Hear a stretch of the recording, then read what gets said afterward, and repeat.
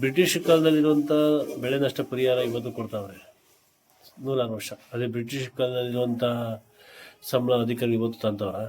ಇದ್ರ ಬಗ್ಗೆ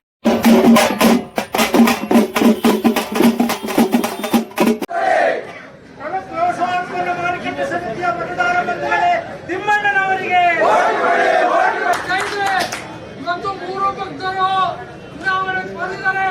ನಾವು ಅದ್ರ ಬಗ್ಗೆ ಮಾತನಾಡಿ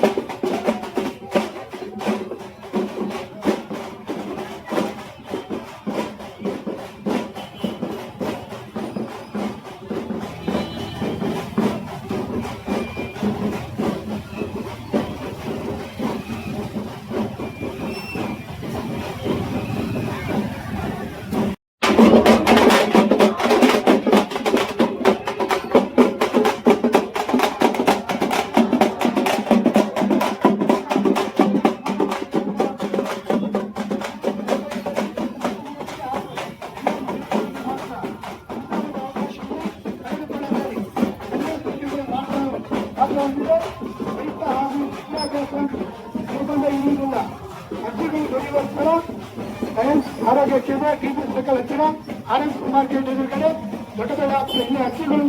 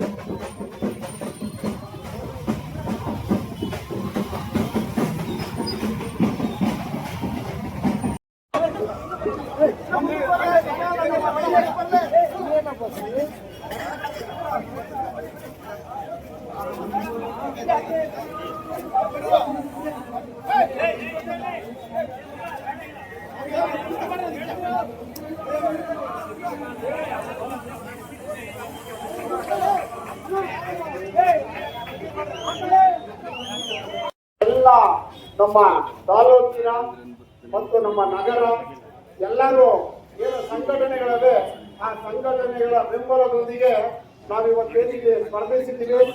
ಎಲ್ಲ ನಮ್ಮ ಸಂಘಟನೆಯ ಎಲ್ಲ ಕರ್ನಾಟಕ ಪ್ರಾಂತ ರೈತ ಸಂಘದ ಪರವಾಗಿ ಅಭ್ಯರ್ಥಿಯ ಪರವಾಗಿ ನಿಮ್ಮೆಲ್ಲರ ಪರವಾಗಿ ನಾನು ಮನವಿ ಮಾಡ್ತಾ ಇದ್ದೇನೆ. ನಮಸ್ಕಾರ.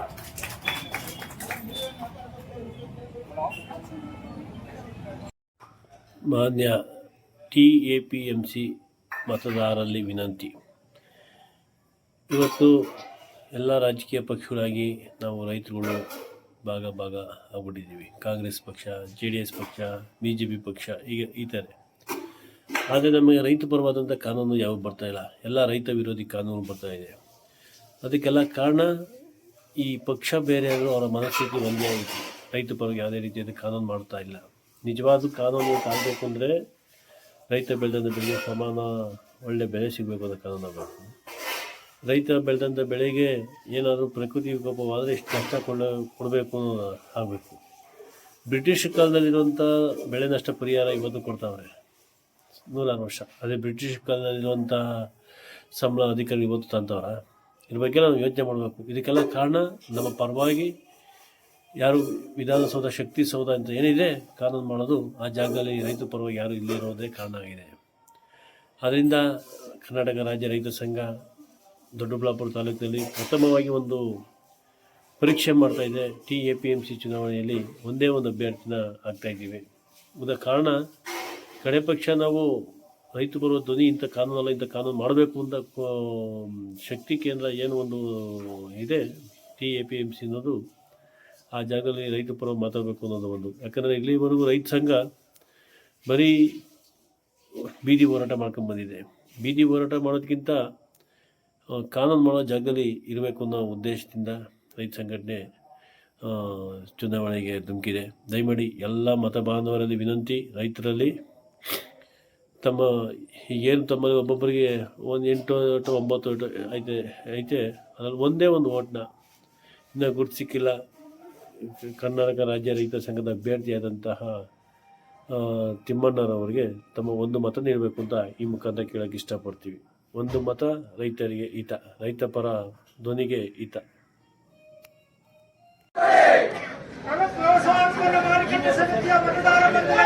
ತಿಮ್ಮಣ್ಣನವರಿಗೆ,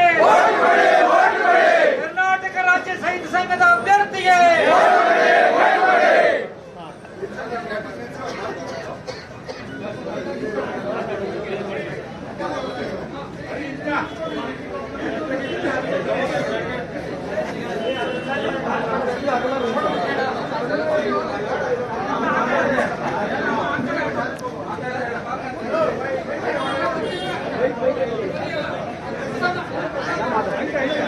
ಬಂಧುಗಳೇ, ಇವತ್ತು ಏನು ತಾಲೂಕು ವ್ಯವಸಾಯೋತ್ಪನ್ನ ಮಾರಾಟ ಸಹಕಾರ ಸಂಘ ಈ ಒಂದು ಚುನಾವಣೆಗೆ ನಮ್ಮ ದೊಡ್ಡಬಳ್ಳಾಪುರ ತಾಲೂಕು ಕರ್ನಾಟಕ ರಾಜ್ಯ ರೈತ ಸಂಘದ ಅಭ್ಯರ್ಥಿಯಾಗಿ ತಿಮ್ಮಣ್ಣನವರು ಇವತ್ತು ನಾಮಪತ್ರವನ್ನು ಸಲ್ಲಿಸುವ ಒಂದು ಸಂದರ್ಭ. ಹಾಗಾಗಿ ಎಲ್ಲ ರೈತ ಬಾಂಧವರು ಭಾಗವಹಿಸಿದ್ದಾರೆ.